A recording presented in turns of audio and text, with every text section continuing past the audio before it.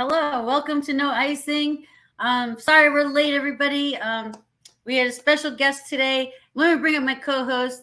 Thank you for coming. You can also watch us on Twitch. We're live streaming to Twitch and YouTube right now, so you can follow us over there if you like. Let me bring up Rory. I had to pull him out of the what do you call it? The rivers in Florida. I think he was like hanging out with the crocodiles. Wait. There he is. Pull me out of the rivers in Florida? Is that what you just said? I'm taking a vacation from my vacation for this. So, when you told me Billy was going to be on the show, I said, "Oh, I got to come on. I got to say hi to Billy, my favorite Blue Blazer regular from Buckaroo Bonsai." So, yeah, I'm on vacation with my family, and we're going down to the Florida Keys tomorrow. So that's going to be a nice weekend. And I hope everybody is doing well. Let's bring them up. Ready? Yes. We kept these people waiting for so long. I feel so guilty. Okay, hold on. Poor guy. Hold on. Billy Vera, live and direct. Y'all ain't ready. Here we go. What would you think if I left you in the green room? Take 30 years off your life. You sound almost as good as Jimmy Fallon.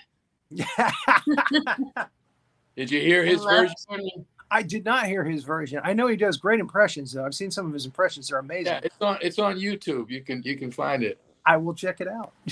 From a couple years ago. So, how you been? I've been great. Yeah. You had like a special event like a couple weeks ago, right? I've been having about one a month. Oh, there you go. Yeah, I went back to my old high school in New York in June and performed there for about 1,000 of my old classmates and old homies. And that was a lot of fun. So, yeah, did that. And then we did one last week out here with the big band. Sometimes I work with the Beaters and sometimes with a big 17-piece band, which is a lot of fun too. 17 pieces. Wow. Yeah. What kind of instruments are we talking about here? 4 trumpets, 4 trombones, 5 saxophones, and a rhythm section. Wow. Yeah. Nice. Yeah, it's great. It's great to hear all that sound behind you. It's exciting. We debuted actually our first time at this really great club. It's all rich people there. It's a Herb Alpert Vibrato, and what sounds like a good club. Because Herb's daughter runs the place. And he insisted upon having the best acoustics, so the sound is incredible. And you said Herb Alpert, right? Yeah, Alpert with a P. Yeah. You know who? Tijuana Brass. Yeah, that's the guy. Yeah. One of the greatest covers on a record ever. Is that the venue in Bel Air? Yeah, that's the one in Bel Air, sweetie. Yeah. Bel Air. Wow, that's fancy. The hill. At the very top of the hill up there, and it's before, but I never performed there. So, yeah, awesome. We had Joe Pesci came in to the club the other night. Whenever he's in town, he comes to see me. He likes the way I sing a sleepy time down south. that old Louis Armstrong song. Yeah. So yeah, he's a good. We go way back, me and him.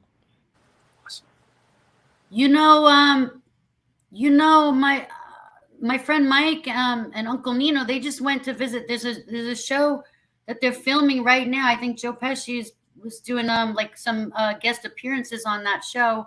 It's called Gravesend. Have you seen that? It's all about growing up in Brooklyn. No, that's funny because Joe. Sorry, go ahead. Joe Pesci's from New Jersey, so he's not really a guy. We got visitors. Hello from Ontario, Canada. Hello from the UK. Oh, we got a viewer from John Duncan from Australia. Hello, everybody. Wow. Thank you for watching from all over the world, wherever you're at, in different time zones. We Thank you, appreciate Jonathan, you. our favorite Tasmanian. Man, we got all over the place, huh? I know you. I want to watch. I haven't watched the full. It's like, I guess, a series. There's a couple series of Gravesend, and I haven't seen the whole series, but I've been watching like the trailers and the bits and pieces, and I've been following them. And you would probably like that show. I think it's like the things that you tell us, the stories that you've told us about. When you played in Italian Harlem, all the times and memories you have there. Yeah, yeah. Now, Pesci likes to sing. Now, when he comes to see you guys perform, does he ever get up on stage and sing with you guys? No, he has to watch. He's a great singer, by the way. Yeah.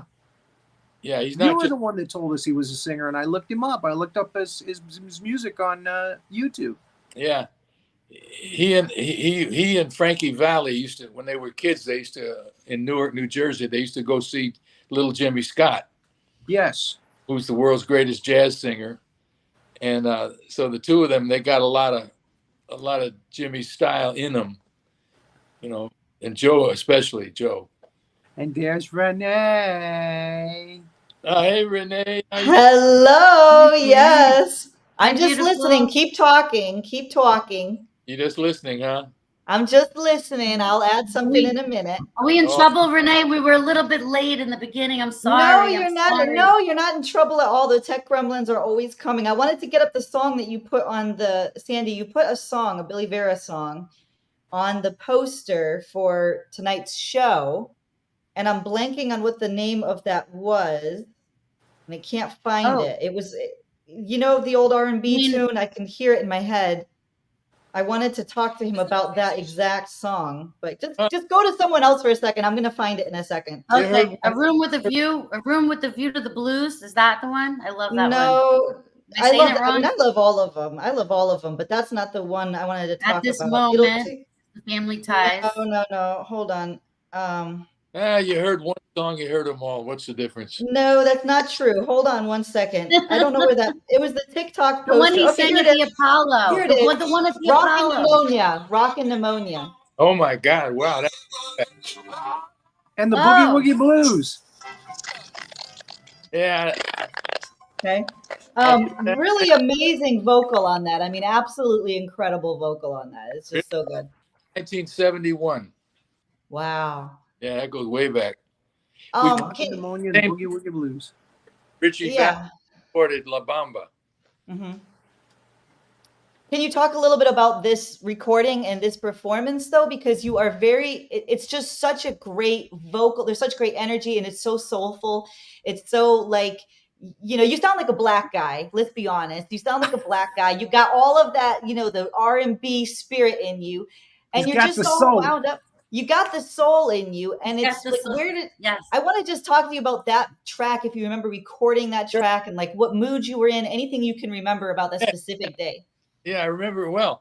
1971, my career was really in the toilet at the time, and a friend of mine got this guy that owned a studio out in LA, because I was still in New York. Mm-hmm. My career was so bad, I was living at my mother's house. How about that? And it happens. Yeah, it happens. I was like Robert De Niro in the comedy movie, Ma, I'm trying to do a show here. Did she ever come up to you and say, "Do you need bullets?" No, anyway, so this guy says, "Look, I can get you 6 weeks of free studio time out in LA. It's a old great. Yeah, so I Sign me up. And with two of my musicians, my bass player and my drummer, and we recorded a whole album's worth of material. And so we decided to do all the songs were my songs except the one, except Rockin' Pneumonia. Right. I don't remember who suggested it, but we thought might get something, do something that the people know. Yeah. So I put piano on it and sang at the same time. I don't know if I overdubbed guitar on that song. Maybe I probably did because there was no other guitar player available. So, and that's pretty much the story of it. But like I said, it's the same studio where Richie Valens recorded La Bamba. The Bamba. Oh Yeah. my gosh, that's incredible. That Yeah. is incredible. And you know, the funny thing was, I was going to actually mention La Bamba. That's so strange. It's almost like there's some kind of energy in that space because that's what it reminded me of. That's what I was trying to get to. That sort of energy. How old would you have been at that time? In 71, I would have Mhm. been, geez, I was born in 44, 54, 64. I would have been 20, 27, 26, something like that. Mhm. It's just really great. It's really good energy, really good vibe. And I mean, I just love that about your voice. Have you ever gotten that? Have you ever gotten someone who only knew you from the radio was surprised, like, oh my gosh, you're a white guy? Like Darius Rucker gets the opposite. Well, Darius Rucker from Hootie and the Blowfish. They would say, oh, you sound like a white guy or whatever. Like, my whole It life, gets the opposite. yeah. because Mhm. I began my career working with black musicians and Right. black Mhm. theaters. When I first got well known, in fact, the first time I had a hit record was with a girl named Judy Clay, Right. who was she was a cousin of Dionne Warwick and Cissy Houston and that whole crowd. And they came out of the same gospel group, the Drinkard Singers. And so we had a hit record called Storybook Children. Mm-hmm. And nobody had seen a picture of us. And there had never been a male-female duet, interracial duet. Interracial, yeah. Right.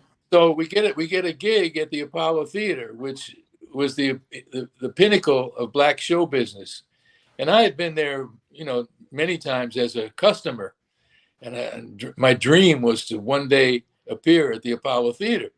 So in those days, it was 7 days a week. You were hired 5 shows a day, and so you came the night before your opening night, your opening day. Mm-hmm. So the show opened on Fridays. So you went up there Thursday night to rehearse with the house band. So I go up there and we show up, and the stage manager was a fellow named Honey Coles of the great tap dance team Coles and Atkins. You can find them on YouTube too, Honey Coles and Charlie Atkins. And anyway, Honey looks at me and he says, "Oh, Harlem hasn't seen you yet." Now, bear in mind that across the river in Newark, New Jersey, at the time, there was riots going on because this was a month after Martin Luther King got killed.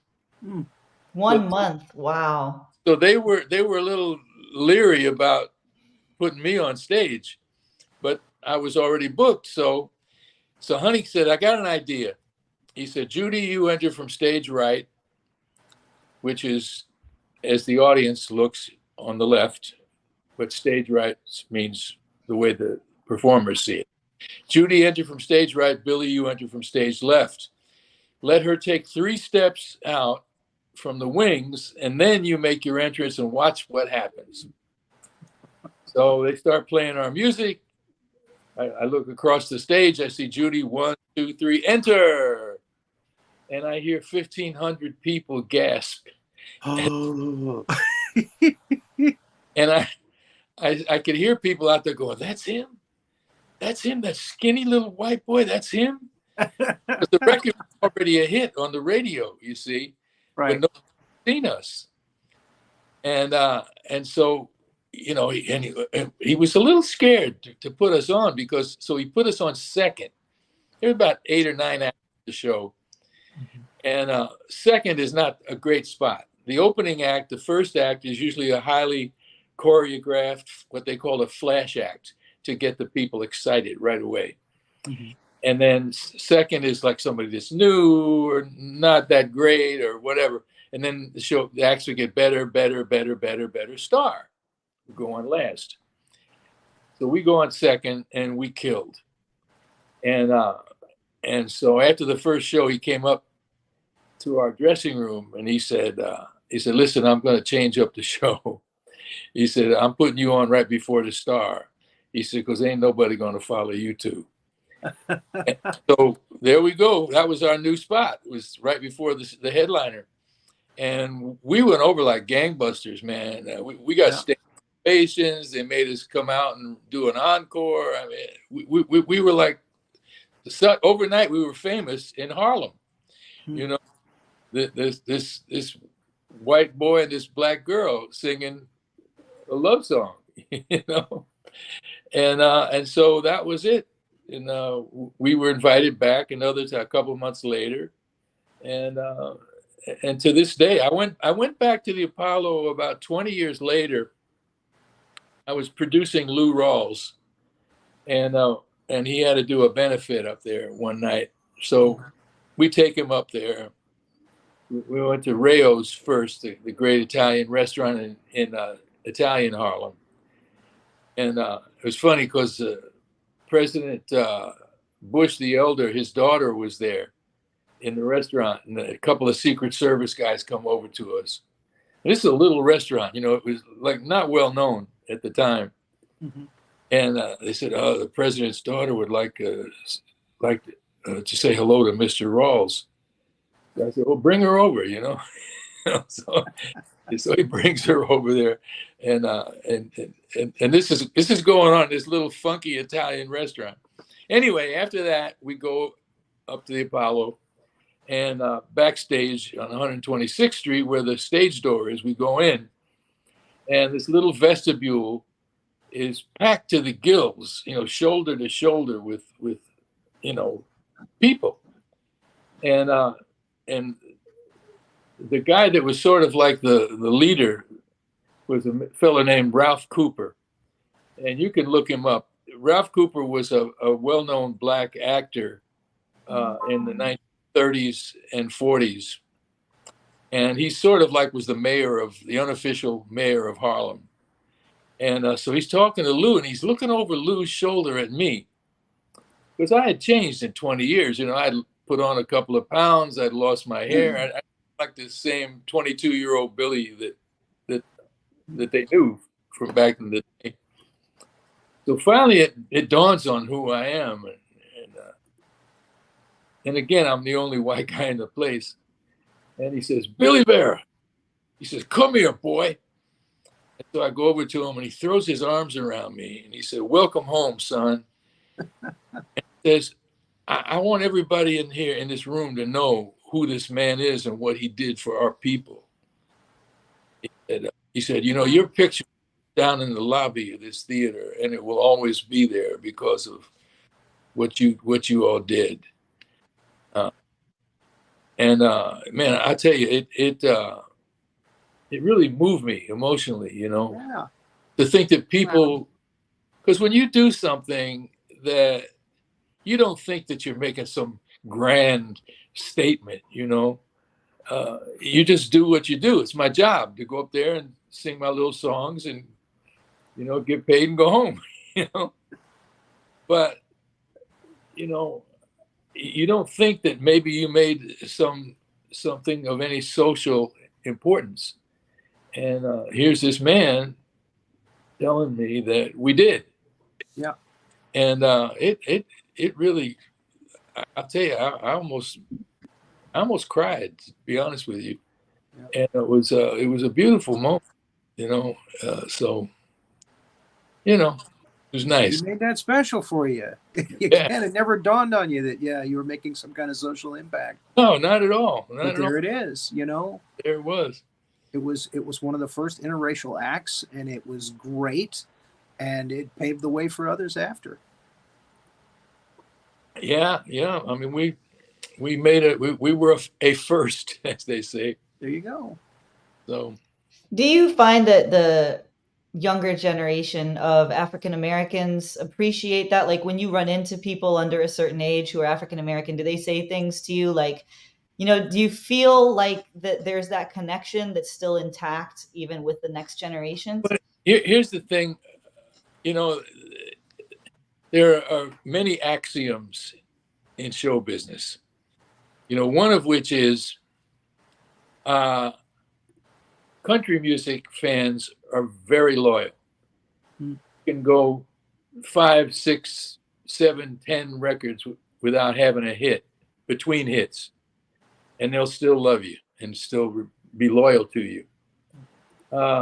Black audiences, not so much. They like the latest thing. You know, they don't, they're not as nostalgic as, let's say, country fans are. You know, country fans sort of live in nostalgia. Black people, not so much, as I said. So, and the young people, not so much. But I'll tell you what surprised me is the hip hop people. They're more historians. The hip hop performers, they know my shit from back then, you know. And Yeah, I would imagine. yeah, in fact, a similar thing happened recently. You probably don't know this. There was around in the early 70s. Do you know who Lenny Kaye is? Mm-hmm. You know, Patti Smith. Yeah. Patti Yep. Smith, star player, is Lenny. Yes. Many. Yes, absolutely. I'm a big Patti Smith fan, so yeah. So around 1973, you know, whenever my career's not doing well, my record collecting picks up. And so I get that. Yeah, so I was in I think the House of Oldies in Greenwich Village, and this guy comes up to me, this skinny guy with long hair, and he says, "Hey, Billy," he recognized me.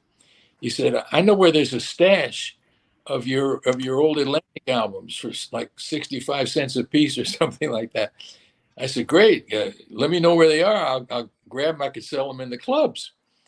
He said, "By the way, my name's Lenny Kaye. I play guitar for Patti Smith." And I compiled an album last year called Nuggets. He said, "You probably never heard of it." He said, "It didn't sell very well." He said, "But it's like all great old garage band put together, and it's become like the, you know, a thing." It's a cult yeah, people are obsessed. Didn't you do a thing recently in That's leading up to. Right, okay. I'm not gonna no spoilers. All right. I just wanted to make sure I was on the right track. Yeah. Yeah. So, you know, they used a song of mine by a group from New England called The Remains. And it was never a hit, but it's become, according to Lenny, he said, it's become this cult song that everybody loves. I said, "No kidding." I said, "Yeah." All right, now cut to 20 years later, Rhino Records puts out an expanded box set version of Nuggets. In other words, instead of two LPs, it's like 5 CDs, and they added extra songs. Well, that one sold like crazy, and so, you know, 20 years, whatever it was, after I wrote the song, it started to make some money, and of course, the song became more and more famous in certain circles, you know, like hip circles. So now, cut to this last year, they decided to do a 50th anniversary of the Nuggets album. And they did it all over the country. They did it in New York, they did it in San Francisco, and they did it in LA. Well, there are no, the remains don't exist anymore. So Lenny called me up. He said, "Listen, would you come and sing Don't Look Back on our show?" I said, "Sure." He said, "I got a great band for you, you know." He said, "One of the guitar player from REM is going to back you up, you know, the guitar player from the Cars, all these people." So here it is. I'm on this show. It's 30 acts on the show. We all do one song. And I go out there, and I'm like a generation older than all these acts. You know, Susanna Hoffs from the Bangles is there, and, you know, a lot of really cool people. But like I say, a generation just under me. So I figured these people don't know who the hell I am. Well, big surprise, I'm backstage, and all these people, these big names from the later generation, they're all Of course. and they all want to talk to me. Know all of my shit. Yeah. You know, it freaked me out. You know, I'm like, how do they know? I mean, they just know they knew my obscure records, And I said, wow. I said, this is really wild. And I tell you something. I went out there and I told the story of the song, Don't Look Back, and how it got recorded and how I originally wrote it for the great soul singer Chuck Jackson, and he didn't record it, and it remains God, blah, blah, blah. So I went out there and I killed, man. You know, I went out there with the intention of killing the audience, and every rock critic in town was there. I mean, the theater was just jammed to the gills with like rock and roll fans of a certain age, and backstage I'm meeting all these guys. I tell you who I met. I never in a million years would have dreamed he knew who I was. This guy Wayne. Remember a band called MC5? Yeah. Oh my gosh. Yes. Dude, it turns out this guy who I barely knew who he was, but I remember the band. He knew all my old stuff, man. It's like now he's my new best friend. You know? MC5 and Patti Smith band, both of those are like for people who don't know, those would be the building blocks that turned into like punk rock, which turned into like the alternative scene, which turned into like the grunge scene. So all the cool kids now are just fanboying and fangirling out because those are like the godfathers of that movement, and they're impressed by you, so that you were surprised that you had influence. So you actually are one of the godfathers. They knew his punk. shit. They knew him. These are audio files. These are audio files. These are, yeah. I never would have thought these people would have known who I was, because in those days, the different genres, you know, the different idioms were kind of separate. Plus, I was in black music, you know. Mm-hmm, right. So I mean, I didn't go to Woodstock. You know, my sister went to Woodstock. I went to the Apollo Theater that day. We need to do another cable station special for you, like they did with Roy Orbison in Black and White Nights, and have all those people respect you by coming and playing with you.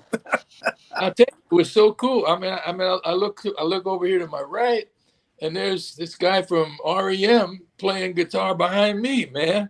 You know? I want to talk about that night, because I remember that night. I had a lot of friends who were in the audience, and so I was like, yeah, you know, I know Billy Vera. Here's the thing: the REM manager and I are very close, and so I was texting him, and I said, because I saw in your Facebook, Billy, that there was Peter Buck from REM who was backing you up, and one of your friends said, hey, there's Peter Buck, and you said, oh, like you weren't. My point is, you weren't really aware. So then I go to the REM manager and I said, Billy Vera is so famous that he is not at all impressed by Peter Buck. Like, to you, this is normal, you know? And I was ragging on him so bad. I was like, Peter Buck is just glad to be in the room with Billy Vera. You know, we're talking about fame levels here. You know, Billy's at the top. He's hanging out with Priscilla Presley. He doesn't have time for REM, you know, come on. Lou Rawls. Yeah. I'm listening to Lou Rawls, Aretha Franklin, but so I wasn't really aware. Like I said, there was not a lot of cross, you know, in those days, and but you know what? These people turned out to be the nicest people you ever want to meet. Yeah. They were bragging that they got to share a stage with you. This was like a notch on their belt, Billy, because to meet you, and they were all texting their families and their fans going, I'm getting to back. And there's Billy going, oh, I didn't even, okay. You know, this is normal for you. And I thought that was really telling. The Nuggets thing, by the way, everyone, for people who don't know, was a huge, like, in crowd, like all these like very, very famous people were there and sort of like taking pictures. It was like a cool kids thing. Like, if you were allowed to go, you know, it was very hard to get in. So, and Billy was the man of the hour. Yeah. It was the most fun I have had I mean, all of a sudden I was a rock and roll singer again. Mm-hmm. Because, you know, I've sort of morphed over the years into, you know, I've always been a soul singer. Right. But I've sort of morphed into a soul jazz performer. Right. But I started out as a rock and roller. Yeah. So here I was really feeling like a rock and roller, singing to a rock and roll audience. And I said, God damn, I'm having a ball up here on this stage. I didn't want to get off, but I did. And the next day, man, the show was reviewed in Variety and Yeah, it's a huge deal. and they all mentioned me. Well, I mean, you were the main thing, I felt like. And yeah, so for this was this year too, just to clarify for people. This was not that long ago, right? Oh, It was yeah. I think it was just a few months ago or something. Yeah. And you know who else was there? My friend who hasn't been out much in the last couple of years, but Demento was there. Ah, Yeah. Barry is a good friend of mine of many years. And I ran into him I didn't stay for the whole show. I got tired, I'm an old man. So I left after the first intermission, and they're all out down in the lobby, and I run into Demento. I said, dude, what are you doing here? He said, are you kidding? He said, everybody's here tonight. Everybody that knows anything about music in LA, everybody but anybody is here tonight. Yeah. Yeah, and it was a fantastic. Next time, Billy, you're bringing me. Next time, you're bringing me. That's all I'm saying. You be all right?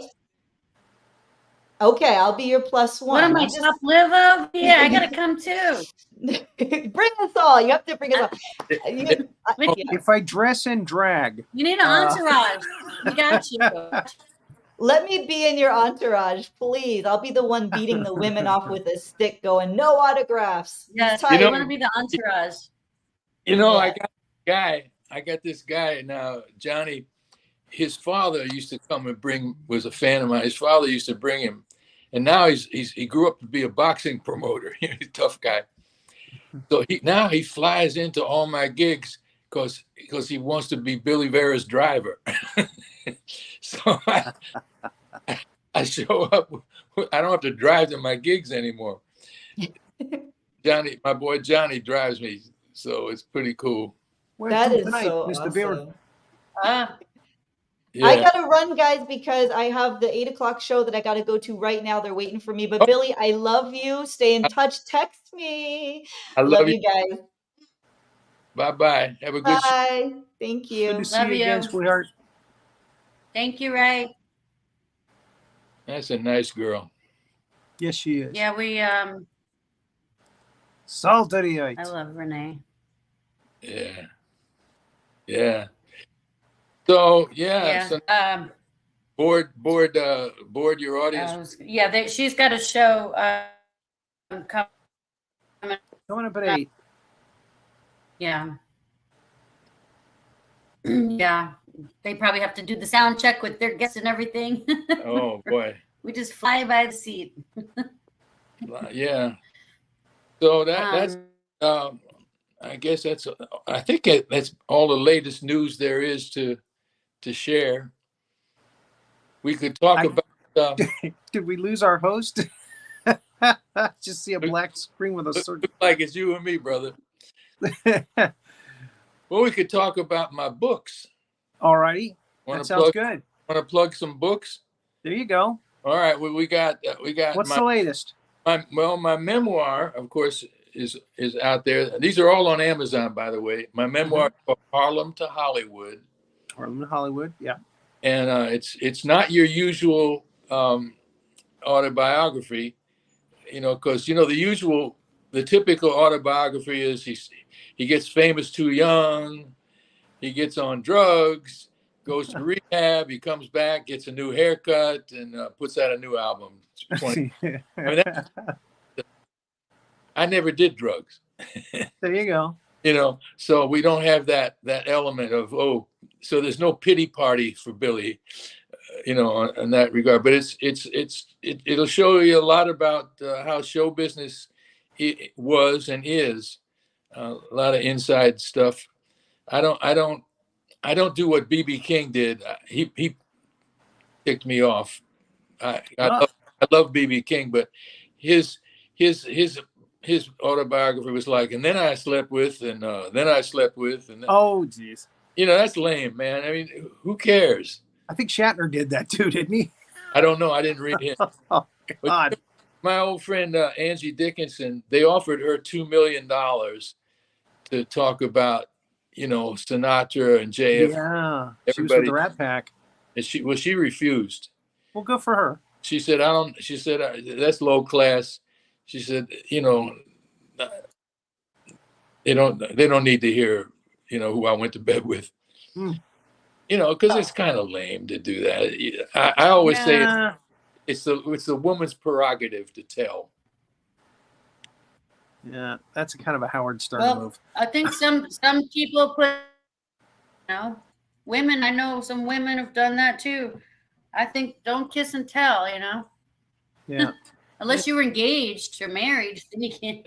Then the whole family knows. And even then, you shouldn't. Even them, you tell them.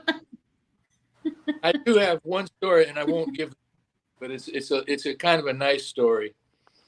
A friend of mine was a soap opera star, still is a soap opera star, Mm-hmm. and this goes back to about in the 80s, mid 80s, and he used to come to the show all the time, and so this one night he brings a bunch of the kids from the show, and they put away some liquor, quite too much. So it was time for them to go home. I guess they had to shoot the show in the morning. And one girl who was a star on the show, she said she was pretty drunk. She said, "I'm going home with him," meaning me. So who was I to refuse? So go home, and it was just like you would expect when somebody's drunk. There's a lot of fumbling, and who knows if anything really happened. Thanks. So the next morning, and I don't drink. I never drank. So anyway, the next morning I wake up to the sound of someone vacuuming my apartment. And here it is, this big soap star. She's vacuuming in my apartment, and she had already gone out and bought us breakfast. Oh, wow.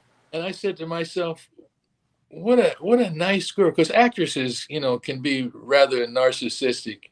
Yeah. I mean, you're not going to find many actresses that will vacuum your apartment, And and then we hung out a while. She told me these terrible, terrible stories about her monster of a mother. Oy. Yeah, I mean, monstrous stories. And was she a tiger mom? I don't know what kind of mom she was. Well, she was more of a pimp mom. If you get. Yeah. She hoarded her dollar out to the profession. Yeah. So yeah, she was a tiger mom. So anyway, then she gets her first big movie, and then she goes off, and we sort of go our separate ways. Once in a while, I'd show up at an event, and I'd see her. She'd come running over and hug me, and I said, "Boy, this is a nice girl." And because you don't see that in actresses very often. Yeah. As I've said, well, today I read, not today, but I mean lately, I read something online about her, and she went on to be a major movie star. I mean, one of the biggest. Yeah. And I read somewhere that she did something really kind to her and for her ex-husband, this girl. And I said, man, that fits. Tiger don't change its stripes or whatever it is. She was nice then, and it was nice to see that this girl had retained her niceness, if you know what I mean. Yeah, because it's easy to start listening to everybody around you, and they're telling you how great you are, and all of a sudden you get head, and you're surrounded by and yes women, and and you a lot of them get the big head, as we say. Yeah, la cabeza grande, But you can look back and go, "Yep, she vacuumed my house." That's right. And it really is a sweet memory. And what brought it up in my mind was I was going through a bunch of old boxes and stuff, and and I found this little card, actually a piece of torn cardboard, where she had the next morning she had written her name and her phone number and her answering service. In those days, people had answering services. Answering services. Yeah. She said, "Don't lose this. I never want to not be able to get in touch with me." So I'm sure those numbers are no longer any good 40 years later. Well, you never know. Yeah. I mean, some people keep the same numbers and addresses and stuff, That's true. That's true. Mine was in the book forever. People say, and you know what? All these years, nobody ever bothered me. No. Well, I got your number today, so. Well, I don't answer that number because if name on it, because I get too many telemarketers now. Yeah. I'm sure you do. Oh, yeah, we all do. Yeah. Maybe there's a special place in hell for them. I wonder. One would hope. Yeah. One could hope. I'll tell you, one of my sax players, he is much smarter human being than I am, but he a very clever guy. He has more ways of messing with them than anybody I ever heard of. I mean, he goes into these elaborate things playing with their heads, And I don't have time for that. Cool thing. I'm like you. I just don't answer. I actually got put on the register so that it says scam, possible scam or something like that when they call. Oh, good. Yeah, so I know when it's one of them. And again, if it's a number that's just a number and I don't recognize it, it's not listed in my phone at all, then I know it's probably telemarketer. It's a waste of your time. Yeah. Yeah. I'll tell you what, there was one guy that kept calling, and he pretended to be from the policeman's athletic league or something like that, wanted to sell tickets or something. Yeah. So I would always just hang up on him. And then one day I said, I'm going to mess with this guy. I said, Steve, are you aware that it's a first-class felony to impersonate a police officer? And then my uncle, the chief of police over here, I have your number now on my phone. I'm going to give it to him. Click. Or another one I did was I pretend to be an old man, which is not a stretch. So I go, I can't hear you very well. Like Joe Biden old. Can you speak up a little louder? They speak a little. I can't. You know what? How about this? I got another phone where I can hear better. It's got a louder speaker on it. Could you call me on that number? And oh, sure, of course, sir. I'd be happy to. And I give him the FBI number. There it is. Get him on record. Yeah, oh, why not, man? Yeah, we have to go soon, but Billy, can you tell? We have some people watching from all over the world, and I don't know if they've gotten to know you yet from previous shows that you've been on Cosmos, but that one story of how, what was it? Oh gosh, now I'm having why can't I think of it now, Rory? Wait, Julio's saying something about trauma. I'm getting off track. I don't know. No, wait, what was that story that you always tell us, Billy? Gosh, I'm trying to think. I love that story. Well, there's lots of stories. Well, I love the story of the Apollo. There's got a lot of stories. Got a zillion of them. I know. There's so many stories. I know. He's done everything. But no. I know. I know everything. You know what? You'll remember the story of why you guys started the band. Why did you guys start the band? I love that story. That's my favorite story. Is why you guys started the band. Okay. In the first place. I had just come out to LA, 1979. Warner Brothers Music wanted to give me a deal as a songwriter. So I didn't know anybody, except I ran into my old bass player from back home, back in New York. And you know, we just would hang out. And he said, what do you do on the weekends? I said, I don't do anything. I don't know anybody.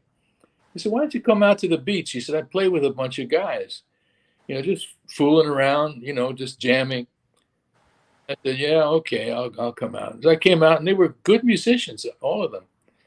And so we became friendly, all of us. And one night we were at the movies in Westwood, which is where UCLA is.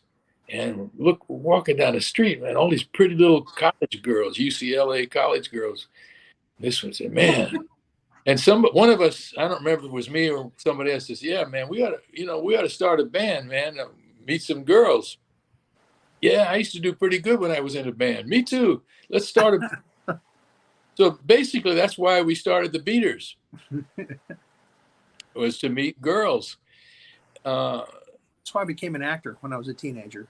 Yeah. It was to meet girls. You know, anybody that tells you any different is a liar. I love that. Well, then we're trying to figure out. And one of us, the drummer, he actually had a girlfriend who he eventually married and divorced. Wow. But at the time, anyway, she said, you know, none of you guys got wives or girlfriends. He said, you ought to call yourself Billy and the Beaters. Ha ha ha. And so that was, we didn't tell anybody, we didn't tell people that was what we meant, Beaters. If they asked us, oh yeah, if you don't like our music, we'll beat it into you, you know, or we'd make up anything. We know how to keep the beat. Great irony was, I didn't have any idea, this wasn't done on purpose at all. But the first record that we put out, and it became a hit record for us, was called I Can Take Care of Myself. And I still didn't get it until somebody reviewed the record and said, the nerve of this guy to have a record, I Can Take Care of Myself, by Billy and the Beaters. You know? What filthy minds people have. I love that, because all the musicians I know, they would never admit that that's why they wanted to get in a band and have a band. They wanted to meet girls, at least, but you admit it. No, that was that's why I love you.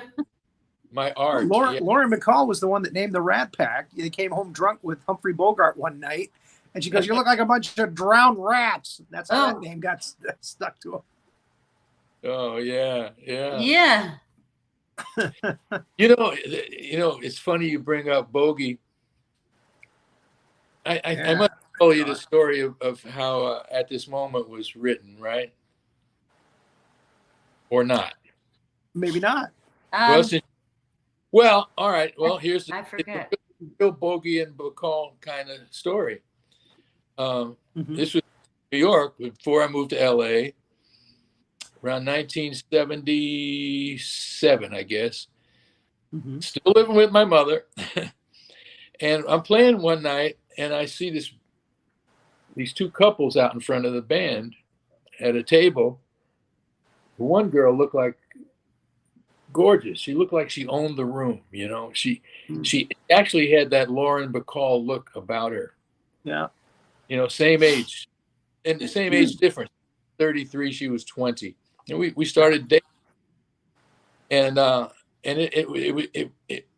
it was a real Bogey and Bacall type of relationship, you know. Yeah. If you play that first scene that they are ever in together, that's us. And you know, of course, we lasted a year, and she had told me the story of breaking up with the guy that I'd seen her with. Oh. And how it broke his heart and how it crushed him. So I started to write the song from what I perceived as his point of view. I got about 2/3 of the way through the song, and I couldn't finish it. So I put it away in the piano bench, you know, my mother's piano bench. Yeah. A year later, when she broke up with me and I was crushed. You had your song. Then I got that last verse. Yeah. Wow. Yeah. I do remember you telling us. You told that, I think, the first time you were on It's Casual. Oh, okay. There you go. Yeah, but I always love to hear that story again. I mean, that's just wow. Like you You said, know, you had your Bogey and Bacall moment. when my memoir, Harlem to Hollywood, see how I did that? Yes, you did. When when that came out, that's how a professional does it. Slid right in That's there. how you do it. Slide right in. We're right in there. Well, anyway, when the book came out, it was getting reviews, good reviews, and this one guy from the Wall Street Journal, he had a good research department behind him, so he researched where she was today, Oh. and as it turned out, she had passed away a year before. She had eventually married a brain surgeon, and done quite well for herself. Had a couple of kids, and it turns out, sadly, she died from something to do with the brain. And Oh man. yeah, it was really, Mm. it was good for the guy's story, in No. Wall Street Journal, but it was Mhm. because she was really the love of my life, no question about that. Yeah. My question is, what happened to that first poor schmo that she broke his heart that started the song? Yeah, Will they ever find him? yeah, he was a This drummer. song was written about you.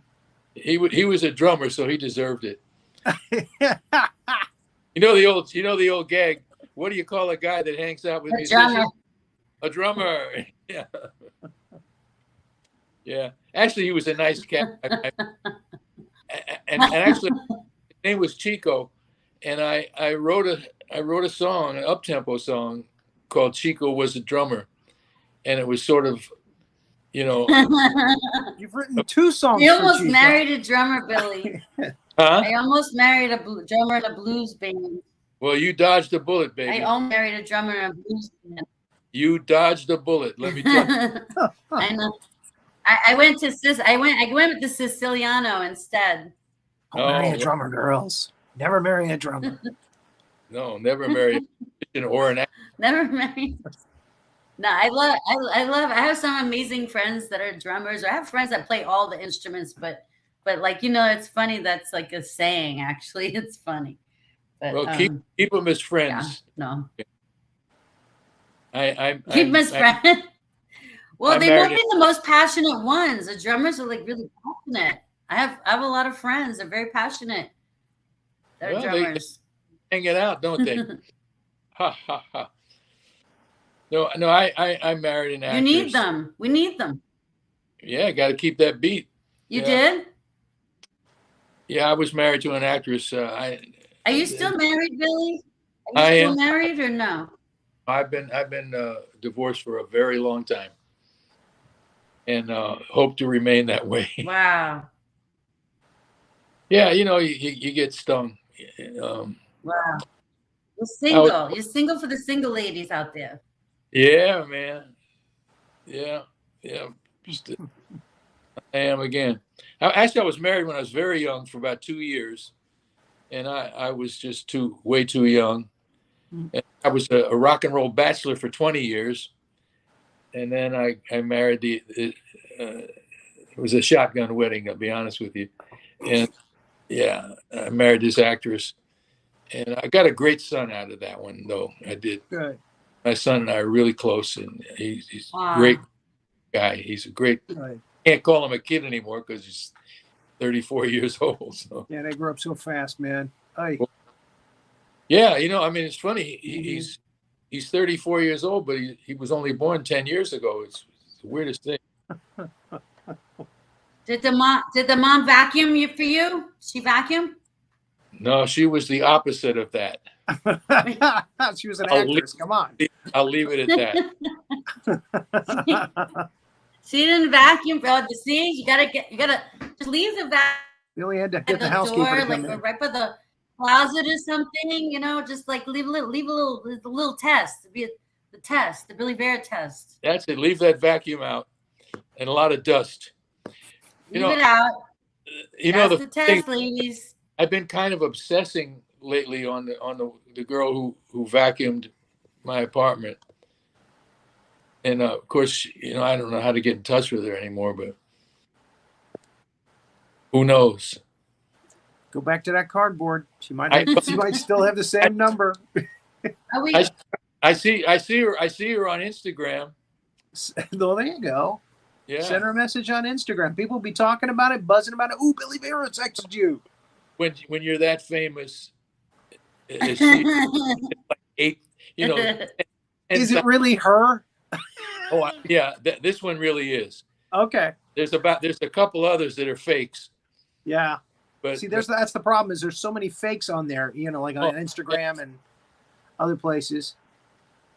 Facebook. I tell you, for a while I was. Yeah. Oh yeah. I'm friends with like Keanu Reeves and all these famous musicians that they have like 3 pictures on TikTok. And Billy, are you on TikTok yet?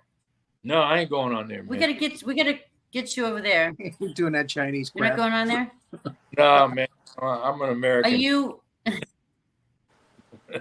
Are you gonna go live from your gigs? Wife, so do you think there'll ever come a time when you do go live from your gigs?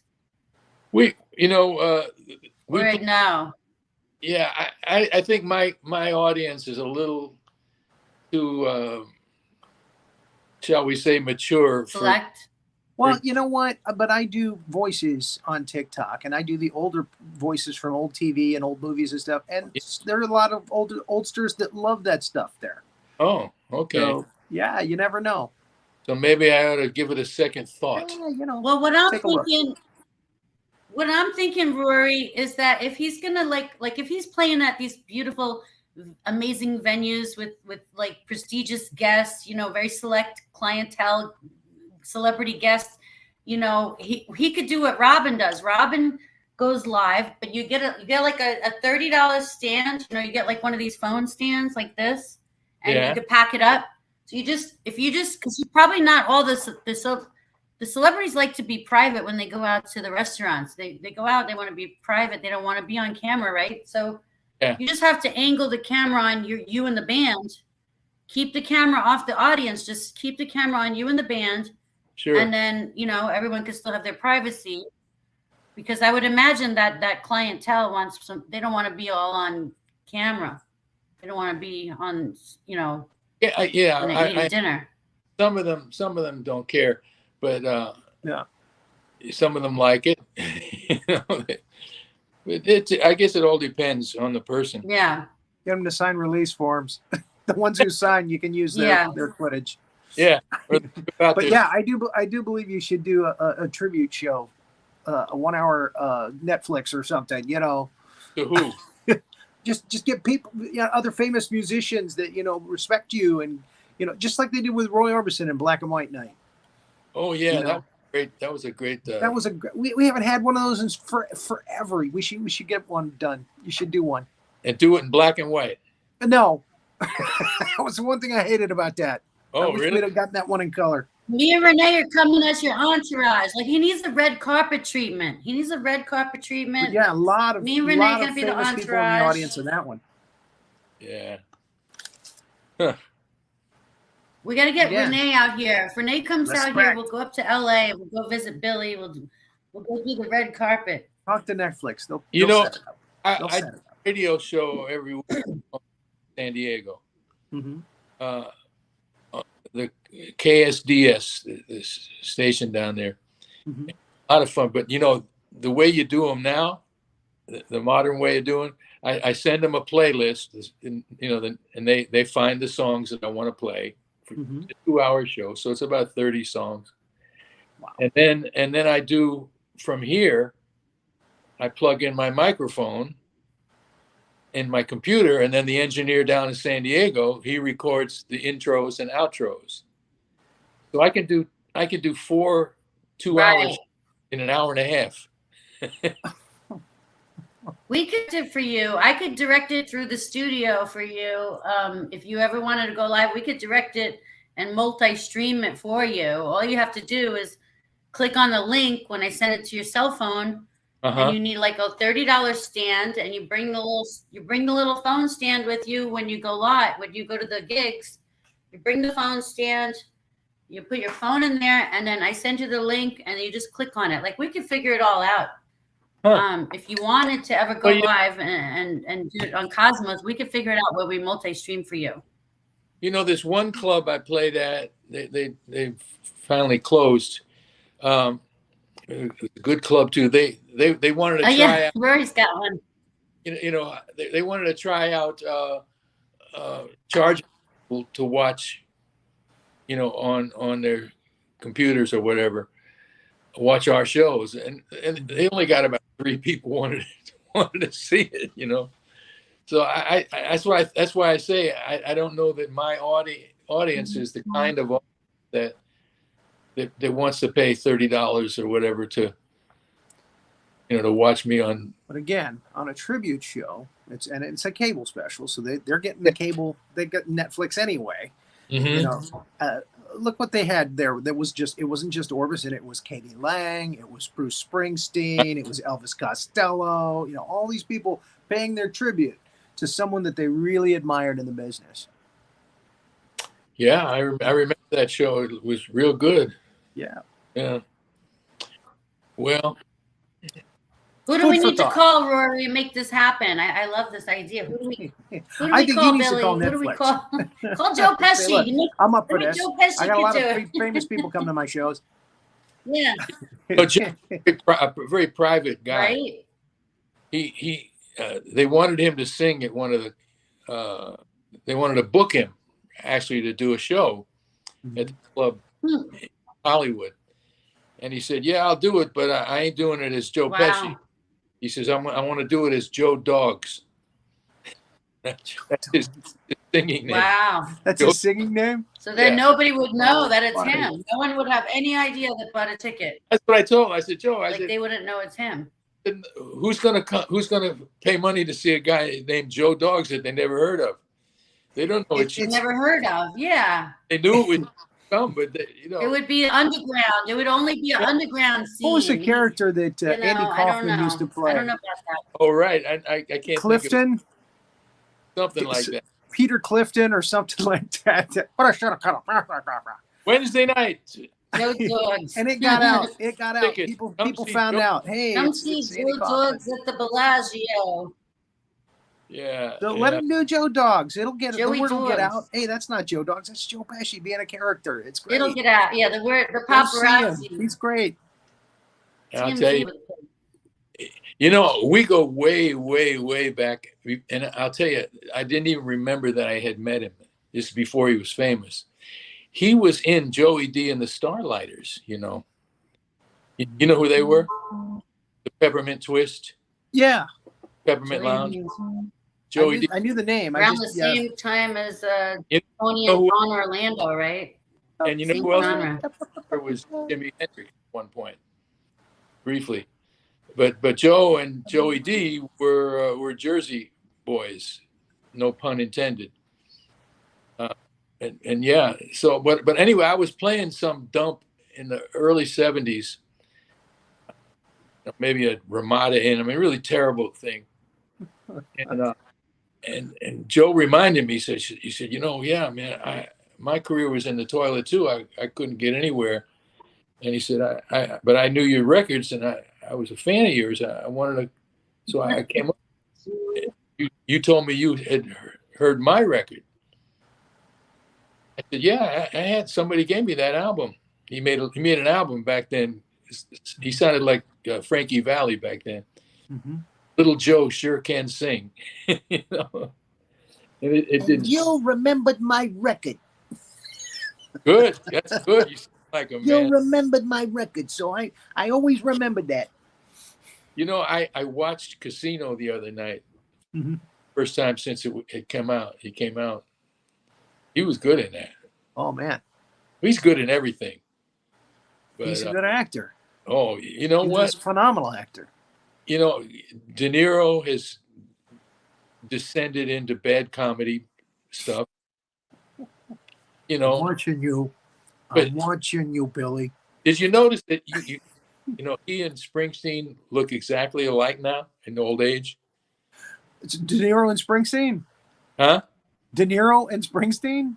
Yeah. Look at. I'm gonna have to look up some pictures of Springsteen from recently. Born in East LA. Born in East LA. And Pacino these days, he just chews up the scenery. He's not acting anymore. Ooh-wah. But Joe's really doing it, man. When he decides to take. Hey Billy, are you gonna do any movies work? Are you gonna be in any movies? You should get on Gravesend. You need to be on that Gravesend show. You need to get on there. I don't know that one. The one I want to be on. I think it's. I'll send you some links. The one I want to be on is the one that the guy from Breaking Bad. He does it in New Orleans. You know that Bryan show. Cranston? Cranston, yeah. What was that show in New Orleans? He played a judge that went bad and went to prison. And I haven't seen that one. Oh man, I love Breaking Bad though. This is a killer. Better Call Saul. It's I can't remember the title. You can Google it. Popcorn for Julie. I'll have to go on IMDb and check it out. Yeah, it was on. It was My cousin Danny. one of those. It was monstrously good. And I said, man, Cranston is good. Yeah. Good, and I can do a New Orleans accent. A lot of people think I come from there. Awesome. Yeah. You do the Cajun accent? Oh. Yeah, I could do that. Pretty good. Well, where I come from, White Plains, Well, New York. I think that's what you guys were saying. The original mafia started in New Orleans. You were telling us, right, with Uncle Nino. True. That is true, because the climate was the same as Sicily. But where I grew up, Wow. we have the same ethnic mix, Italians and blacks living in close proximity, and all my life people have thought I was from New Orleans from the way I talk. And Wow. yeah, and I for a long time I didn't know what they meant, what they were talking about. The Big Easy. Yeah, and then Wow. one day on the news, I'm watching it. There was a blizzard, and they had the guys that were picking up the snow, and the newscaster chick, she was talking to them, and I said, "Oh, that's what they mean. That's what I must sound like to other people." Then I realized it. Yeah. You had a little bit of that Cajun. But Cajun is coming out of you. Cajun is a little out in the country. Yeah. That's like the guys That's in the bayou. That's in the bayou, man. Yeah. No, now I didn't adjust West Indian accent then. I slipped in West Indian. Who said Rob White Williams the other Plains, day on New York? TikTok, they Someone said I White sounded Plains. Irish, Oh, so- Bert. Yeah. Yeah, my friend Bert. He knows What's White the name of Plains. that? Yeah, They shoot the I've been to alligators. White Plains. That show where they shoot the alligators. You ever see that? I can't say that I have yet, but I'll look it up. I will. Hunting alligators. Crocodile Hunter? No, he would capture them. He wouldn't shoot No, them. the state gives them a certain number of little things that they click into the dead alligator's tail, because they want. There's the place is overrun with alligators actually in the bayou, and Oh, yeah, and they go out in their little boats, man, and they set traps for them, not traps, but bait for them, and then they get hooked onto the needles, not the needles, the hooks, and they go, and then they try to pull them in, and the alligators fight, and then you got to shoot them between the eyes in order to kill them. Yeah, they got what's called a bang stick, right? Whatever they. Yeah, And- it's got a shotgun wanna shell in be it, and you just near hit it right in the them. forehead. And boom. Yeah, and then they put them in their boat, and then they try to get them. They try to 6 or 7 of them up, and then they weigh them when they get back to the dock. They So- get how many pounds they are and all that shit. So this is a reality show? Yeah, it's on History Channel. Culling. Oh, too funny. Oh yeah. Are you talking about? Wait, is that the one with what's that musician's name? He's like got his own bayou out there. What's his Well, the guy, name? Gosh, I can't think of it. the He's lead into guy, all fella that named- stuff. his name is Troy. And he got the thickest Cajun accent you ever heard in your life, I man. know they do some stuff like Duck Dynasty. They do stuff like a lot of hunting and stuff on Duck Dynasty. They eat roadkill. No, this is not that. This is not that. They look like ZZ I'm Top. trying to think of that. I don't know. I met him, Which one? Billy Gibbons. From ZZ Which one, Top. Rory? I made a joke that the guys from Duck Dynasty look like ZZ Top, and of course Billy knows ZZ Top. Yeah, He's going to tell us about him. He's a really nice guy. Yes. Billy Gibbons, ZZ Top. Yeah, Oh, Billy Gibbons. Oh, They yes. seem very Yes. personable. very nice guy. I mean, he's the kind of guy. If you're Light them up with lamp. if you're talking to him, if you're with him, Oh, he'll. You don't have to ask him to do a selfie. He'll ask you. Hey, you want to do a selfie? Yeah, because There you he go. yeah, I guess. So so you don't have to be nervous about asking him, I suppose. That's cool. Yeah, I know he's a very cool guy. Wait, we There's a have lot of articles. Stephen About Edwards people who are says really they down call to it. He says that it's called culling. They light them up with lamps at night. I've never heard of that. They Culling? light them up with lamps. What we back on alligators? Culling? I don't know. I guess so. one of our Maybe. viewers I don't evidently know. knows the show better than we do. I thought I actually pulled like Rory out of the Floridian bayou, getting attacked by alligators to get him on this show with you, Billy. Again, I took a vacation from my vacation just to be here, folks. Just to be here. You know, my second I'm not wife. supposed to come back till September 5th. My Six. second wife was from a I know. little town, Rain, Louisiana, aka the frog capital of the world. Yeah, That's It one of was- the worst nightmares I ever had in my life after Where I they ate eat frog frogs legs. I over don't know why. there. Oh yeah. Terrible. I heard they taste like chicken. They do. Anything you don't know Oh my god. what it tastes like, chicken. They always say Exact chicken. it tastes like chicken. Yeah. Like rotten chicken, you know. Well, we better. We're running out of time, you guys.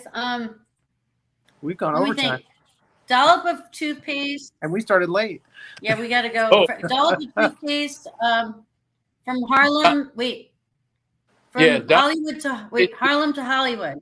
Um, It is my memoir. mhm. A Dollop of Toothpaste is my novel. And the third book is called Rip It Up, the Specialty Record Story. And it's about it's about the record company that discovered Little Richard, Sam Cooke, Lloyd Price, and all these great rhythm and blues and rock and roll artists. And if you're interested in old R&B and rock and roll, it's a must-have book. It's called Rip It Up, the Specialty Record Story. The chapter about Pat Boone singing all of their songs is great. Actually, I wrote an article defending Pat Boone. What's that? Once I wrote an article defending Pat Boone. Really? Yeah. Was First it of all, Empire Records that poked fun at that, of him trying to sing Little Richard songs? well, that's the people that, you know, he's probably the nicest guy you ever want to meet in your life. Mhm. And his daughter Debbie is also a lovely, lovely girl. Really Mhm. nice. Our kids went to the same school, and her daughter and my son were in plays together. And so she and I would make fun of our kids when they were on stage. And my wife used to get so pissed off at us that you two stop it, you know. But anyway, Pat is not a good rock and roll singer. He's not a rock and roll singer. Right. What he is great at, he's a very good ballad singer He's a the crooner. Bing Crosby tradition. Yeah, he's a crooner. And he's excellent at that. But you were talking about Rhino Records earlier. That's the kind of thing that they actually look for. I mean, they should find all those Pat Boone versions of those 50 songs and see if they could release a CD on that. Well, you know, I pitched that to them, and they were not interested. And they pretty much Really? they let me do, because I made a great success for Rhino. They pretty much let me do anything I wanted to do. But they didn't want to do that. I have this perverted love of cover records, and I don't care if they're good or bad or indifferent. Yeah. The bad ones as much as I like the good ones. And can you imagine Steve Lawrence singing Speedo? I did Sinatra the other day singing the Beatles' Get Back. Get back to where you once belonged. Get back, Joe. Yeah, but the ones that that don't try to copy the original record, where they just try to make the song their own, those are the good ones. Yeah. And I mean, and some of them are really terrific pop record. Perfect example, the McGuire Sisters version of Sincerely. It's a great pop record. It's not the Moonglow's Rhythm and Blues original. Mm-hmm. I was friends with Harvey Fuqua, who was the Moonglow, who wrote the song. When I first met him, I said, Harvey, I said, how did you feel about the McGuire Sisters covering your song? He said, are you kidding? He said, our version sold 100,000 copies, which is what a #1 rhythm and blues song sold in those days. The McGuire Sisters sold 3.5 million. And I love the McGuire Sisters. Oh, too funny. Yeah. So, that's, and Little Richard was co-writer on Tutti Frutti and Long Tall Sally that Pat cut. Yeah. Pat sold millions of copies of both of those songs. And, a good deal of a half-cent a piece went into Little Richard's pocket. There you go. Bank account. So he can't complain.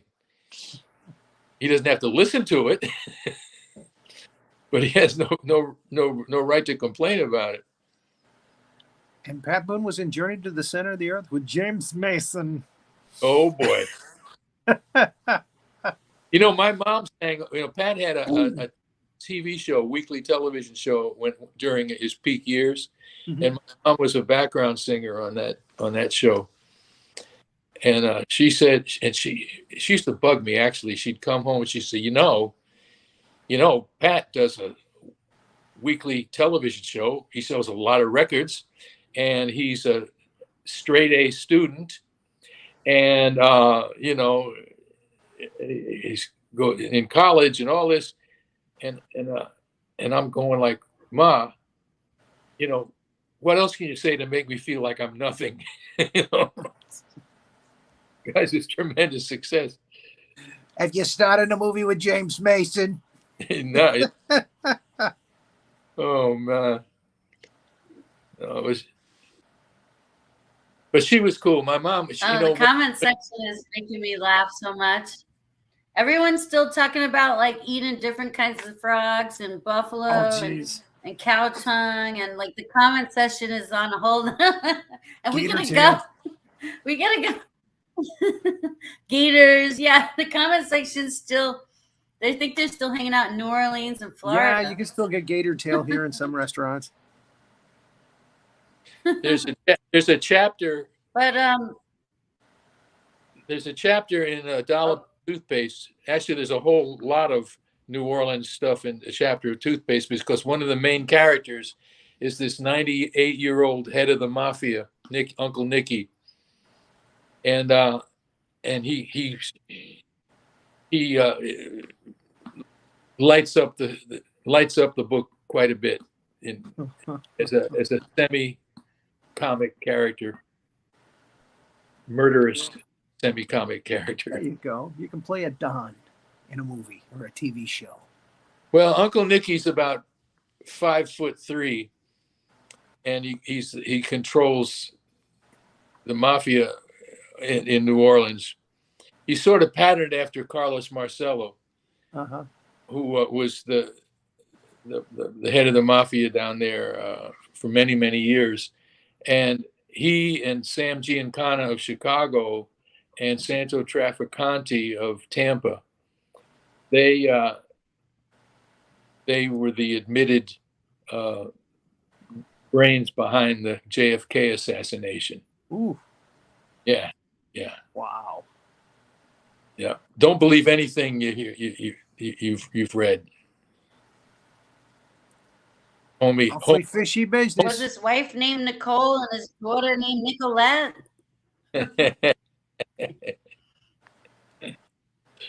yeah. And his sister named Nikki? Homie knows the real story. And a brother named Nick? Nikolai. All those names. I love it. There was a comic from that area Nikolai. that used to do shows for the boys. And he told me a great story. I think it was Vinny Montello that told me this story. And, or no, maybe Lance Montalto. Lance Montalto probably told me the story. He's from that area. But he said that one of the bosses, had lost his wife because evidently she was about to go squeal about something. And they found her face down in a river, and he was playing this party a couple weeks later, and he heard the guy talking to another big guy. And he's like, "Hey, I'm sorry to hear about your wife." And he said, "Oh, yeah, it's all water under the bridge." Oh, jeez. He said, "I tiptoed away. I didn't want to hear too much." I was playing one of the mob clubs in Times Square when that assassination went down. Mm. And what you do is you bring your equipment in the afternoon, and you want to beat the rush hour in Manhattan and all that. So it was just me, the bartender, and these two mid-level mob guys at the bar that were kind of in their cups, Mm. And I take a seat about 4 or 5 seats away from them, and I'm drinking a Pepsi or Coke or whatever.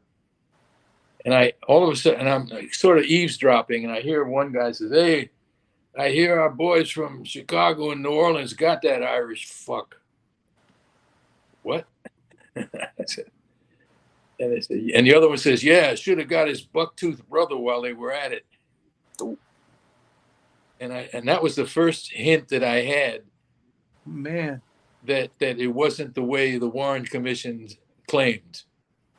And this was 2 weeks after it happened. Hmm. And so then I went on this sort of. Is anyone going to come looking for me tonight, Billy? Because I'm here for the story. They're all have dead. to board at my windows tonight? They're all They're all dead. dead. Yeah, they were going to clean up organized crime, Yeah. The president and his brother. His brother especially was after organized crime. Well, that's the story. Okay. So that makes more sense. Yeah, that they would want to get them out of the way. Well, this is the father, Joe Kennedy, made it them. You bring in your states for my boy, because he had been a bootlegger back in the right legger. Yeah. So he said, "So we'll make a deal.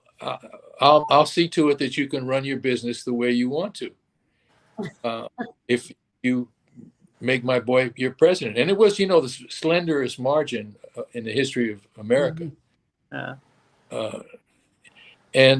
So what happened was, after he got elected, then Bobby, who was a double crosser from way back, oh, jeez, he sent the feds down to New Orleans, and they kidnapped Carlos, and they sent him to see. Carlos was Sicilian, but he was born in Guatemala.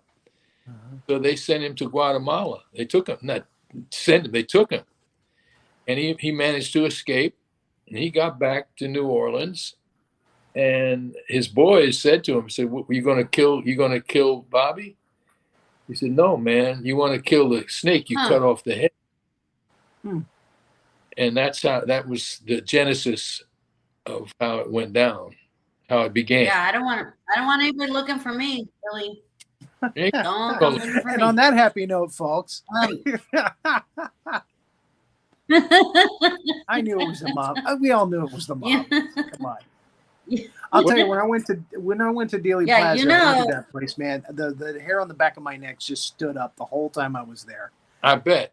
Yeah, it's just so strange going to that place and seeing the grassy knoll, the bookstore and everything. It's just like, wow. They haven't changed it. It's just, or they didn't change it 20 years ago when I went. I don't know Well, about now. It's Yeah, Just an I eerie got feeling when stories, you go Billy, through but there. I don't know if I'm gonna get. I don't want nobody come looking for me. I got a lot of stories, Billy. But I don't know. All that stuff's supposed to come out in about I 3 don't years, know. right? I don't want anybody to come looking for me. They're going to I'm open up those scared. files, right? Like next year. I gotta wait for them to die. He didn't name any names. they're all the guy that shot from the grid Girls, they still get grandchildren out Oh no, he's there, about to you know? name names.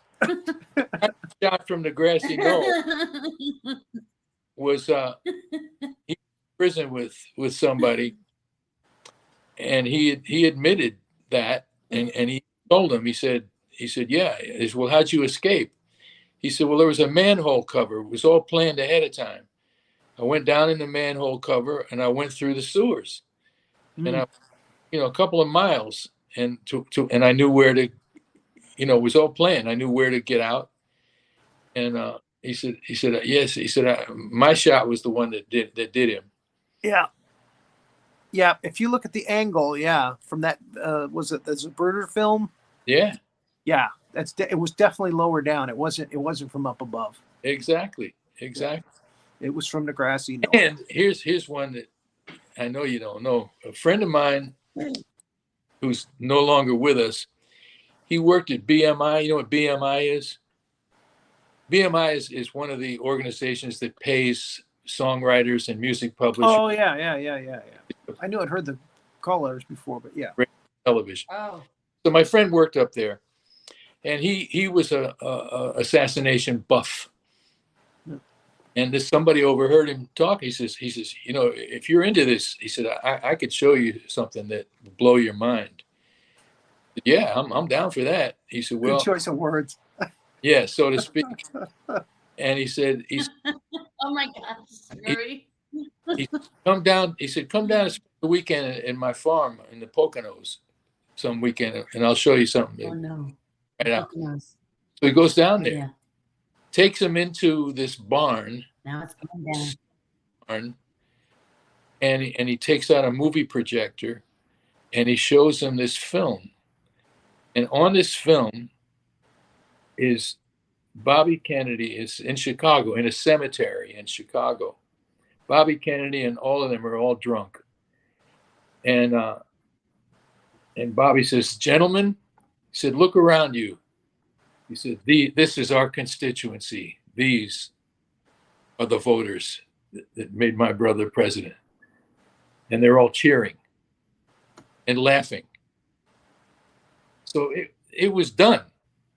You know what I mean? This is not about the assassination itself. This is No, understood. This is the election. No. But that was right out of the Why were they laughing though? They were laughing because they put one over on the American public. Nixon really got more official votes. And it was. Wow. I didn't realize until about a week ago. A week ago, I was checking on something for a book that I'm writing. Wow. And I found out that Nixon was actually the vice president to Eisenhower. You didn't know that? I didn't know that. Jesus, you are young. I did not know that. Before. Oh, yeah. Before, yeah. Oh, yeah. I'll be 60 next year. Yeah. I'm young. Well, you know what, Billy? We have Kennedy blood in my mom's side of the family. We have this Kennedy blood. My condolences. There's a lot of Kennedy blood in Staten Island. But they're going to clean that dress. Oh, I'll tell you. I'm in trouble now. I know I'm in trouble.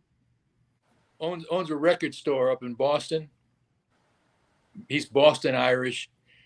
From that neighborhood they call Southie, where all the white trash Irish live. Whitey Bulger and all those people. And so I was always asking him questions about the Kennedys. So one time I'm up there doing a gig, and I'm in his store and we're talking. He says, listen, he said, enough of this. He says, let's take a ride. So we get into, he had an old beat up van. We drive down to Southie, and to his mother's house. His mother lived on the second floor of this crummy wooden building, and it was like right out of Central Casting. You know, the beat up linoleum on the floor. You know. Yeah, in L.A. You know, she got a piece of pound cake on a plate. You know, a cigarette dangling from her mouth. You know, Ma, this is my friend Billy. He's cool. You can tell him anything you want. He said he wants to know about the Kennedys. She says, "Oh, them Kennedys, they're a bad bunch. A bad bunch." Never forget that. She takes me back into her bedroom. Why would they say that? And had that old. Oh, because old, they were hanging out with the Italians. I was always hang out with the Italians. though. No, It's nothing baby, new. Boston was run by the Irish. The Italians. Well, yeah. Yeah, that's right there. Italians ran North Boston, but the Irish ran. They were the. Anyway, she takes me back into her bedroom. She says, "Look out the window." So I'm looking out the window over an alley. And she says, "You see across the alley there?" I said, "Yeah." He said, "That was a bar that was owned by Honey Fitz, who was the father of Kennedy's mother, Rose Fitzgerald. Because he ran Boston." She said, "When I was a little girl and when I was a teenager," she says, "I saw him oversee beatings and murders in that alley." She said, "That's who your president is. That's whose blood runs through the Kennedys' veins." But he was trying to make a difference. He saw all that horrible stuff, and maybe he's trying to make a difference in the world. You know. The mother's telling me this. But she was talking about Joe Kennedy, right? No, she was talking about on the mother's side of the family. Oh, Fitzgerald's. Gerald, Honey Fitz. He was the guy he was the power in criminal Boston back in the day. Joe Kennedy was not the power. He was off to the side, you know, bootlegger. He was just a bootlegger. He was a bootlegger who did quite well, you know. So that was that, you know. So there's all these stories all over the place, and then they all add up to one thing. So I was befriended by this old time former FBI guy whose purview was mob guys. He grew up he was a Jewish guy who grew up in the Italian part of Brooklyn, and where all those mob guys were. Yeah. So he said, he said, very often I had to arrest some of these people. And you know, like a guy would say, "Hey, don't I know you?" He said, yeah, Louis, I grew up here, you know. Yeah. So I came with him with all my Kennedy stories. I said, "How close to the truth am I?" I said, "I know you know." He said, "You're dead on." He said, "You're dead on." He said, "Don't believe the Warren Commission." He said, "It's all bullshit." Yeah. I said, "So why do you think that the truth never came out? Is it because they think that the American public can't handle the truth?" He said, "Exactly." He said, "They can't handle anything." You can't handle the truth. Yeah. Well, it's true. You know, I mean, if whether or not you believe in UFOs is another story for another time. But let's say we're going to talk about the next show. Let's say for instance that and Bigfoot. Let's say Loch Ness Monster. Just for kicks, let's just say there really are UFOs. Do you think that if the American public ever found out that they wouldn't freak out? Oh, they would completely freak out. Yeah. Because everything you've ever known or believed about religion, angels, what angels? Those were little green men, you know?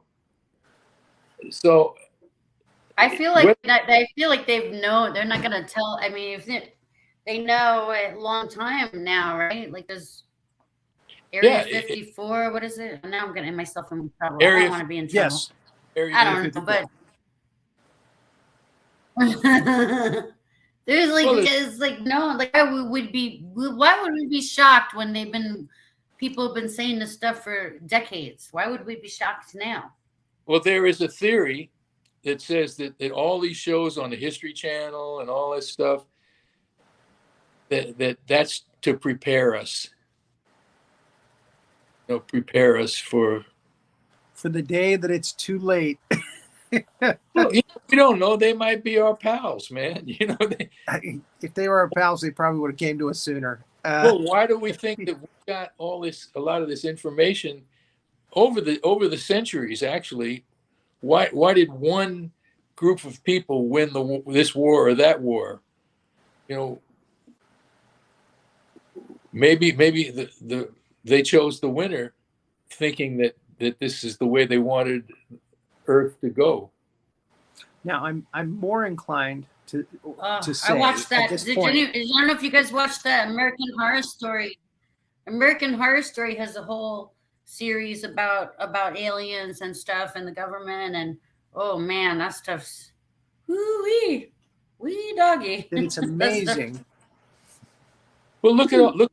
how much technology Yep. has That's come in the last 54. 40 years. That's right. You got The it. leap is humongous compared to what we've done before. It's almost impossible. Yes. And So Also look at these. you got to question that. Look at all these buildings that are 10,000, 20,000 years old, with these made out of rocks, perfectly cut, that weigh like 10 tons. How did those 10 tons? There ain't enough slaves in the world to get those Well, rocks. Well, Yeah, the they were Native definitely told American how to build Indians those too. They grinded rocks together and made their cooking, areas with, just sitting there and grinding rocks all day until they got a bowl shape and a grinder, and and those are famous artifacts now. But think of all the labor and the hours. Crazy. Well, how do you get a 7, 8, 10 ton rock on top of another rock? We don't have the technology today to do that. So there's a possibility. There's two possibilities. One is that Now you could build a home like all digital. You could build a home all digital now. You put in the material like on a computer. You could sit down and design a whole house, and the machine will come and build your whole house. You don't even need people anymore. It's crazy. but you're still not going to get a 10-ton rock on top of another rock. You And have cranes and lifts that can Yeah, I do don't that know. now. But back then, Oh. yeah, they had to use like logs to roll stuff they could certain directions. And do it. So how were they able to do it? There's two but yeah, who told them that they should do it that way? We don't know. There's two possibilities that I see. One is little guys came and knew how to do that. The other possibility is that that Earth's people had advanced 1,000 years beyond where we are, and destroyed itself, and then started from scratch again. Yeah, because they created AI back then. Why not? That's going to be our downfall now too. Well, the thing that nobody mentions about AI scares the hell out of me is the information that goes into those machines. Who does it come from? Do you notice how his sound is going in and out? It's AI. Yeah. They're fucking with Bill's sound. I mean, if you got some people like, what if the commies want to put all their stuff into AI? Yeah. And what's going to come out of there? Mm. Going to be all this propaganda as presented as fact. True enough. True that, man. Don't trust it. Don't trust it, man. Now, we went from R&B and a wonderful conversation about music through alien, space, and time. Amazing interview. That's the thing about interviewing people. You wind them up and see what comes out. That's it. And some amazing That's the stuff thing. came Do you out. think, Billy? Do you think? What if the mafia? I mean, if we go back, go back in time. If there are aliens, don't you think the mafia would already be working with them by now? Like they would have been working with them 30 years ago, right? And we don't know. We don't want to work for those fucking Mafia little would guys. be involved. You know, the mafia would have been there. They would have been involved. No, Come on. no, not gonna Mafia, government, what's the difference? happen. Well, thank you so much for enlightening us on so much. We went 41 minutes, almost 42 minutes overtime, and again, we started late. Yeah. You're such a great guest. You're so fun to talk It to. was a special non-vacation party. I can waste time with the best of them. Again, we're gonna have to get you back on It's Casual real soon, so you can tell us more theories about your aliens and maybe tell us who Bigfoot and the Loch Ness Monster is. Wish I could find a way to get you on General Howitzer's Billy, Big Monster Briefing Room. Oh wow, that would be amazing. Get him with the one who's your friend's wife that was the Playboy bunny. Get him with her. Huh? Oh, you talking about John Biner? Your friend's wife. What's her? Yeah, Ann Davis is John Biner's wife used to be the Playboy bunny. Get her on the show with Billy. Don't marry an actress. No. She's married, Billy, but she's fun. You love her. You love her, Billy. She's great. She's a sweetheart. And John is a lot of fun too. As my friend said, and I wish he had said earlier, he said, never marry anybody that has headshots. Headshots? Really? You know what? I have headshots. You know what? Give him the vacuum test, Billy. Give him the vacuum test. Yes, you know what? I should have pursued her at the time. The vacuum test. What was her name? Are you going to tell us her name? Do we get to know who she was? He's not going to tell her name. Her name. She's a famous actress. Billy doesn't kiss himself. Yeah. She's a big star. Was she blonde or brunette? But I hope he goes back to that piece of cardboard and he sends her a text message. Yeah. Just to see what comes back. You know, I tell you, I got so obsessed. I asked somebody who was in AA with her, and a girl I know. Yikes! Years ago, and I said, you still in touch with? Are you still in touch with? No. So, but she did a little snoop, and she comes back to me. She says, you know, I know who her agent is. She said, why don't you call her agent? You know, I said, oh man, now I'm getting nervous, you know. Yeah. What if she doesn't remember me, you know? I don't know. Every time I see that vacuum in the corner, I think of you. Yeah, man. The word Hoover. And those Danishes you brought in that morning. No, she brought me eggs and bacon. Oh, she went out and got a proper breakfast. Man, you let that go? She was a good girl, man. Yeah. You know, but I didn't really appreciate it enough because I had a lot of soap opera star girlfriends at the time. Oh, that's isn't that always the way? Yeah, that when it rains, it pours, as they say. Yeah. That's how you let the good ones get away. Well, and also I let it get away, thank God. So dodge the bullets. All right. Well, we love you, Billy. Thank you, Rory. Rory, for coming off the vacation time. We're missing you. I guess you can tell pack we're my missing you, bags Rory. now to go to the Keys. Ooh, have fun down there. Okay. Yeah, I'm gonna show my wife the southernmost Billy, point. let me know. Billy, Will let do. me know if you want to start going live from your gigs. All right, let me think about it. Uh-oh.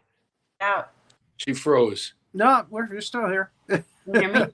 Oh, Again, you just have to I was set just up your phone saying, on if a you want to, tripod. if you want to start going live, from your gigs on Cosmos, let me know, and I'll All right. I heard you. we'll, I we'll heard set up a meeting. We can figure it out. Let me think Okay. about it. Okay. So, Good luck with your book sales and thank your you. CD I hope sales. I'm not in trouble. All right. See you all soon. What's that, Rory? Take care, brother. All right. Later. Gotta Love you cut. guys. Bye. Thank you.